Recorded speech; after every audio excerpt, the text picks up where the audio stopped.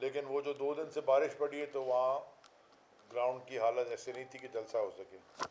फिर हमने डिसाइड किया कि हम जलसा करेंगे शाहराह कायदीन पे। हमने रात को जाके वो स्पॉट भी देखा और वो बड़ा अच्छा स्पॉट था, वहाँ पहले भी कर चुके हैं जलसे, तो शाहराह कायदीन का स्पॉट भी देखा। लेकिन अब फिर हमें ये सिस्टम से और वेदर वार्निंग ये आई है कि कल चांसेस ये हैं कि जो सिस्टम है मानसून का वो एक जगह आके खड़ा हो गया और वो कल कराची की तरफ आ सकता है और फिर तूफ़ानी बारिश का अंदेशा है। आज रात से था तो दिन से, लेकिन रात से। तो सारी चीज़ों को देखने के बाद हम दोपहर तक हम तैयार थे। हमारा वहाँ सारा सामान इक्विपमेंट भी पहुँच गया, हमारे कंटेनर्स भी ट्रक्स पे लोड हो गए हैं, वो रात को वहाँ पे पहुँचने थे। मीडिया में शायद खबर चल गई है क्योंकि हमारी डिस्कशंस हो रही थी और ये बातें सियासी जमातों में छुपी नहीं रहती। तो फिर अभी मेरी बात हुई असद उमर साहब से भी और उसके बाद चेयरमैन इमरान खान साहब से भी।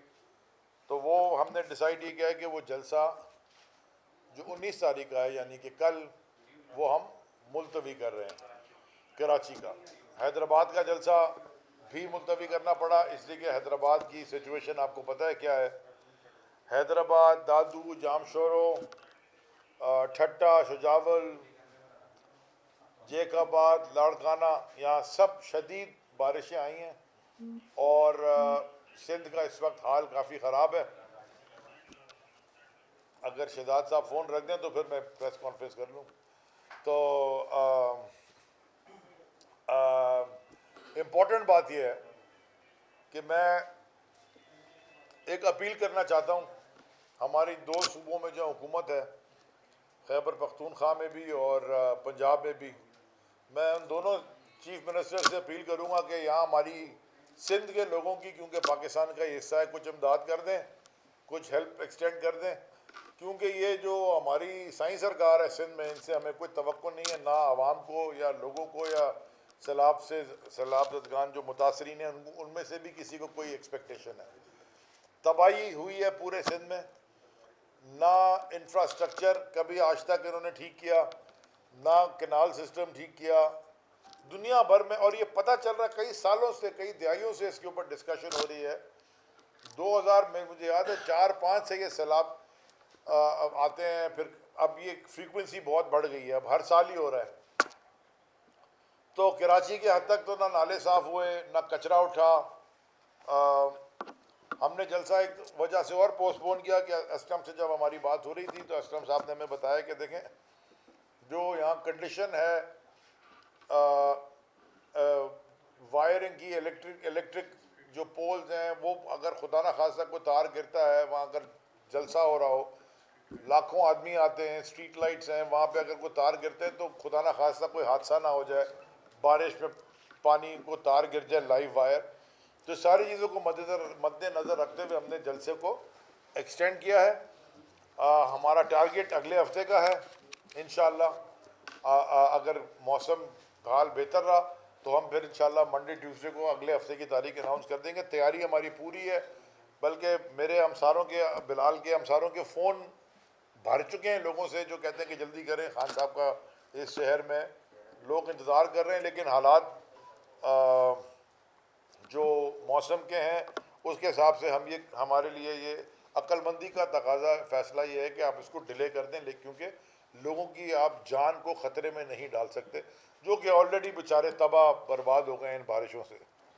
आपको पता है आज सीएम साहब की कॉन्स्टिट्यूंसी में फिर 2 बच्चे बेचारे वफात पा गए। दूसरी बात मैं अनाउंसमेंट ये करना चाहता हूँ कि हमने भी दरख्वास्त की है, मेरी भी प्राइम मिनिस्टर साहब से, इमरान खान साहब चेयरमैन तहरीक इंसाफ से बात हुई। जैकबाबाद में जो सीट डिस्क्वालीफाई किया गया, ये भी पाकिस्तान की तारीख में पहली दफ़ा हुआ है कि किसी को डिस्क्वालीफाई इसलिए किया गया है क्योंकि उनके अटेंडेंस या 40 दिन तक वो पूरे नहीं थे। तो फिर इसाकदार को भी डिस्क्वालीफाई कर देना, सेनेट में तो वो आया ही नहीं आज तक। और भी बहुत सारे लोग हैं जो इलेक्ट हो जाते हैं, जो नहीं आते, उनको भी फिर आप डिस्क्वालीफाई करें। तो ये एक प्रेसिडेंट सेट उन्होंने किया है मोहम्मद मियाँ सुमरो साहब को डिस्क्वालीफाई करके। तो हमारी दरख्वास्त मैंने अभी की है और सब के सिंध में मुबीन जतोई बैठे हैं। हमारी सिंध की पूरी तंजीम की भी यही दरख्वास्त है कि जिस तरह खान साहब 9 हलकों में पाकिस्तान में जो 25 सितंबर को ज़िमनी इलेक्शन होने जा रहा है, इमरान खान खुद उस पर कैंडिडेट हैं सारे 9 हल्कों में। तो इंशाल्लाह जो 2 अक्टूबर को जैकबाबाद में इलेक्शन होगा, और आपको पता है कि मैं जैकबाबाद से एक दफ़ा 2013 में इलेक्शन लड़ चुका हूँ, तो मैं वहाँ की डायनामिक्स इतना समझता हूँ। जैकबाबाद में भी इमरान खान साहब ही कैंडिडेट इंशाल्लाह हों। तो हमने उनसे अभी मैंने अभी उनसे दरख्वास्त की है पूरी सिंध की तरफ से, वो इंक्लाइंड है, इंशाल्लाह वो फ़ैसला आजकल पे दे देंगे। तो इंशाल्लाह जैकबाबाद में भी इमरान खान साहब इंशाल्लाह कैंडिडेट होंगे। दूसरा, एक दफ़ा फिर हलीम आदिल शेख को उन्होंने गिरफ़्तार कर लिया। वो बेल कराते रहते हैं, गिरफ़्तार करते रहते हैं। मुझे तो समझ में नहीं आती कि ये जो सिंध हुकूमत सही सरकार का तमाशा है। देखिए, मैं गिरफ़्तारी से ज़्यादा ये जो 2 निज़ाम चल रहे हैं ना, इसके ऊपर बात करना चाहता हूँ। क्या जिस इल्ज़ाम में आपने हलीम आदिल शेख को गिरफ़्तार किया है, क्या आपके अपने सिटिंग MPs और वज़रा और आपके करीब से करीब तर लोग, जरदारी माफिया के जो करीब तर लोग हैं, क्या ये सारे इल्ज़ाम और FIRs उन पर नहीं कटी हुई? क्या ओमनी ग्रुप के ऊपर जो कब्ज़ों की और मनी लॉन्ड्रिंग की और जो सारा तमाशा हुआ है, तो वो गिरफ्तार नहीं होना चाहिए? वो किस खाते में बाहर बैठे? जो पूरे पूरे जंगल आप खा गए हैं, जो नवाबशाह के अंदर वो जो कत्ल गारत करा के आप ज़मीनों पे कब्जे कराते रहे पुलिस को इस्तेमाल करके, जो वो हसन जरदारी नाम है उसका, वो जो तमाशे कर रहा है पूरे अंदरूने सिंध में, क्या उसको जेल में नहीं होना चाहिए? मैं ये आपसे कि अब ये दो कानून चल रहे हैं इस मुल्क में। एक वो कानून है जो ताकतवर पे लागू होता है, जो कि है ही कोई नहीं, जो मर्जी कर ले, और एक वो कानून है जो बाकी सबके ऊपर ये ताकतवर रूल लगाता है। इसी को मैं आके, क्या उम्मे रुबाब के वालिद को जिसने कत्ल किया, वो केस बेचारी धक्के खा रही है इधर कोर्ट से उधर कोर्ट, उनको गिरफ्तार नहीं होना चाहिए? क्या जो यहाँ सहाफियों का कत्लेआम होता रहा, कत्ल होते रहे, हाँ, ये सारे सहाफियों का कत्ल हुआ, मर्डर किया गया उनको, वो जिन्होंने कत्ल किया वो बाहर घूम रहे हैं, उनको गिरफ्तार नहीं किया। यानी कि कत्ल बाहर है, और ये अगर पॉलिटिकल विक्टिमाइजेशन नहीं है तो क्या है? इसी से मैं आगे बात करना चाहता हूँ। जो हमारे prime minister chairman Tehreek Insaf Imran Khan साहब के chief of staff Shahbaz Gill साहब हैं, उनकी मेडिकल रिपोर्ट आई है, और उस मेडिकल रिपोर्ट से ये क्लियरली पता चल गया है कि उनके ऊपर तशद्दुद किया गया है। मैं ये पूछना चाहता हूँ कि जो उन्होंने बात की, सही की कि गलत की, वो सारे अपना अपना उस पर ओपिनियन दे रहे हैं। हमारी पार्टी के अंदर भी बहुत सारे लोगों का ख्याल है कि उनको शायद वो थोड़ी ज़्यादा बात उन्होंने कर दी जो उनको नहीं करनी चाहिए थी। चलें, ये एक पॉइंट ऑफ व्यू है, और भी लोगों का पॉइंट ऑफ व्यू है। मैं फिर ये दोहरे कानून की बात कर रहा हूँ। क्या मरियम ट्रक के ऊपर चढ़ के पूरे मुल्क में अफवाज पाकिस्तान के लोगों के खिलाफ बात नहीं करती रही है? नाम ले लेके, जर्नल्स का नाम ले लेके बात नहीं करती रही है? क्या ये जो मुच्छड़ राना सनाउल्लाह इधर बैठा हुआ है, जिसके ऊपर खुद कत्ल के मुकदमे हैं, क्या इसने ये खड़े होके नहीं कहा इस तरह की अहमकाना बातें? क्या नवाज शरीफ नहीं करता रहा है? क्या फजलुर रहमान ने ये नहीं कहता रहा? इसने नहीं कहा, फजलुर रहमान ने नहीं कहा था कि जर्नल जो बाहर से पैसा लेते हैं, इसराइल से पैसा लेते हैं? क्या ख्वाजा आसिफ जो दोबारा आपने उसको डिफेंस मिनिस्टर बना दिया, क्या उसकी तकरीरें भूल गए? क्या उसने तकरीरें नहीं की खड़े होकर असेंबली के फ्लोर के ऊपर भी और बाहर भी? क्या आसिफ जरदारी ने ये नहीं कहा ईंट से ईंट बजा देंगे और कराची से, गिलगित से कराची तक आपको 3 साल में चले जाना है, मैं यहीं रहूंगा? ये क्या जरदारी की बातें आप भूल गए? क्या आप वो जो पिछला स्पीकर था असेंबली का पिछली हुकूमत में, अयाज सादिक, उसका भूल गए? जो उसने खड़े होकर कहा कि जी पता नहीं टांगे कांप रही थी, घुटने कांप रहे थे। देखें, कानून सबके लिए बराबर है।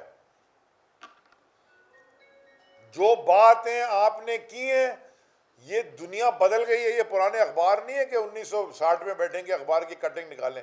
ये सोशल मीडिया के ऊपर व्हाट्सएप ग्रुपों में आप सिर्फ गूगल कर लें, आपको नजर आ जाएगा किसने क्या कहा है। ये कैसे बाहर घूम रहे हैं और ये कैसे हुकूमत में है? और अगर किसी ने गलत बात की है, क्या उसको ये हक नहीं है कि अदालत में जाके वो अपना क्लैरिफिकेशन पेश करे और अपने आप को अपना दिफा करे? भले केस सारे अदालत से, अदालतों का हमें एहतराम है, करते आए, हर फैसला मानते हैं। बहुत सारे फैसलों पे सवालिया निशान उठते हैं, हम मानते तो है ना। ये तो अदालत का फैसला नहीं मानते आज तक। यानी कि ये खड़े होके लंदन से जो बैठ के वहाँ भागा हुआ है प्लेटलेट्स कमी करके अपना नवाज शरीफ, क्या वो अदालत, वो ये नहीं कहता कि मेरे खिलाफ साजिश की गई है, एस्टैब्लिशमेंट ने साजिश की, अदालत को प्रेशर किया, वो बात ठीक है। सो मेरा कहने का मकसद है कि देखें,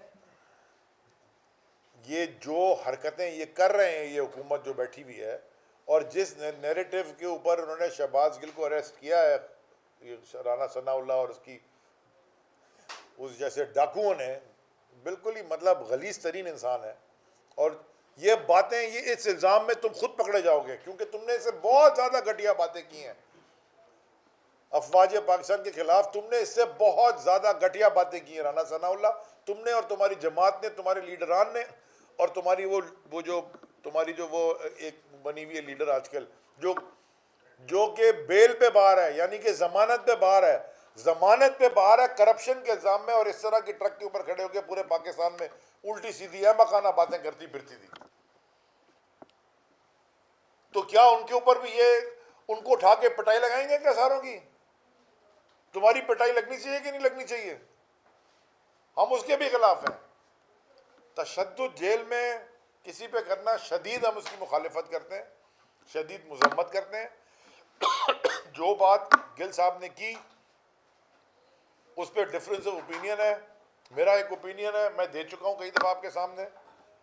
मैं भी समझता हूँ कि वो शायद ना करते तो बेहतर था, लेकिन मैं ये बहुत बिल्कुल नहीं कहता कि उनको पकड़ के उनका फेंटा मार दें और उनके कपड़े उतार के उनकी पिटाई करें। और वो अब उनकी रिपोर्ट में भी आ चुका है।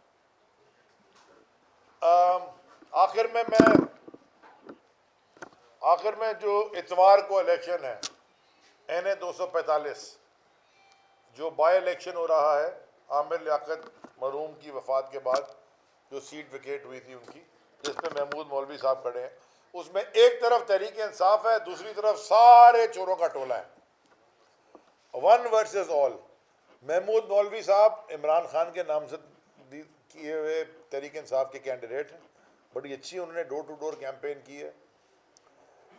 बाकी सारे, अब आप बताएं ना, ये जो चौधरी बंदे थे यहाँ के, उनको दावेदार तो शायद नहीं, दादा बनते थे, दावेदार तो जो मर्जी करते रहे, जो यहाँ दादा बने घूमते थे शहर में, आज वो पीपल्स पार्टी के साथ भी मिलके वो हिमायत का ऐलान करवा दिया, और उन्होंने फजलुर रहमान डीजल के साथ भी ऐलान करवा दिया। यानी कि उनको इतना खौफ आया हुआ है कि सारी जमातें मिल गई हैं एक तरफ और तहरीक इंसाफ खड़ी है एक तरफ। इंशाअल्लाह संडे को भी आपको पता चलेगा, बारिश अल्लाह करे ना हो, लेकिन इर्रिस्पेक्टिव बड़ी कौम निकलेगी वोट देने तहरीक इंसाफ के कैंडिडेट को, इमरान खान के टाइगर को, और जितनी कौम निकलेगी उन्होंने वोट इधर डालना है। और मैं ये सारों को वार्न करना चाहता हूँ। मैं NA 240 का इलेक्शन आप सब ने देखा, पूरी दुनिया में ये कैमरे की सुर्खी, गोलियां चल रही है, जंग ज़्यादा थी, इलेक्शन कम था। हालांकि वोटिंग वहाँ सिर्फ 8% हुई, क्योंकि तहरीक इंसाफ वहाँ खड़ी नहीं थी, कोई वोट देने नहीं निकला। उसके बाद फेज़ 1 देखा आपने लोकल बॉडीज़ गवर्नमेंट का, जो लोकल बॉडीज़ गवर्नमेंट का जो सक्खर में, लाड़काना में, नवाब शाह में और मीरपुर खास में फेज़ 1 हुआ, जो रियासती मशीनरी इस्तेमाल करके रियासती दहशतगर्दी की आम लोगों के ऊपर, आसिफ जरदारी की माफिया ने पुलिस को इस्तेमाल करके लोगों को उठवाया, वो खामखा बेचारों को फेंटा पड़ा, झूठे केसेस बनवाए, दहशतगर्दी के 4-4 साल लोगों पे दहशतगर्दी के केसेस बनाए। सब करने के बाद भी तहरीक इंसाफ के टाइगर खड़े हैं। ये इलेक्शन इस तरह अगर आपने NA 245 का कराना है, ये इलेक्शन में बहुत गड़बड़ हो जाएगी। मैं आप सारों से आजिज़ाना गुजारिश करता हूँ, क्योंकि मुझे पता है इलेक्शन कमीशन तो बायस है। मैं सुबह पढ़ रहा था टीवी के ऊपर कि इलेक्शन कमीशन फैसला करेगी कि जी एक जमात PMLQ का सदर कौन बनेगा। मैंने तुम अपने इलेक्शन कमीशन का क्या काम है, लेकिन वो भी करने को तैयार है वो। तो मैं आपसे ये कह रहा हूँ कि ये इलेक्शन कमीशन को भी वार्न कर रहे हैं, जरदारी माफिया को भी मैं बताना चाहता हूँ कि जुल्म सहने की भी एक हद होती है। और जो जुल्म तुमने हमारी कौम के सिंध के अंदर ख़ास तौर में सिंध के साथ किया है, सारे सारे सिंध के गांव, शहर, तालके, टाउन, तहसील, डिस्ट्रिक्ट, हर जगह, और ऊपर से ख़ास तौर पे इस शहर के साथ किया जिसे जो तुम्हें खिलाता है, जिसको तुम लूट के खा गए हो। यहाँ तुमने ज़मीनें बेच बेच के लाहौर पहुँच जाते हो पंजाब में ज़मीन खरीदने। तुमने और तुम्हारी माफिया ने और तुम्हारे चीफ मुंशी ने जो इस शहर के साथ जुल्म किया है, ये शहर को हक है अपने नुमाइंदे चुनने का। तो इन्हें 245 जो संडे को हो रहा है इलेक्शन, उसमें भी, और उसके बाद 28 तारीख को इंशाल्लाह जो बल्दियाती इलेक्शन होने जा रहा है कराची में और हैदराबाद में, इंशाल्लाह उन दोनों में ईमानदारी से इलेक्शन होगा। जो रिजल्ट होगा हम मानेंगे। लेकिन अगर ये नजर आया कहीं कि ये धांधली हो रही है और तुमने दहशतगर्दी की है और तुमने जो ठप्पे माफिया और ये सारा तमाशा शुरू किया, इसके नतायज बड़े ख़तरनाक हो जाएंगे।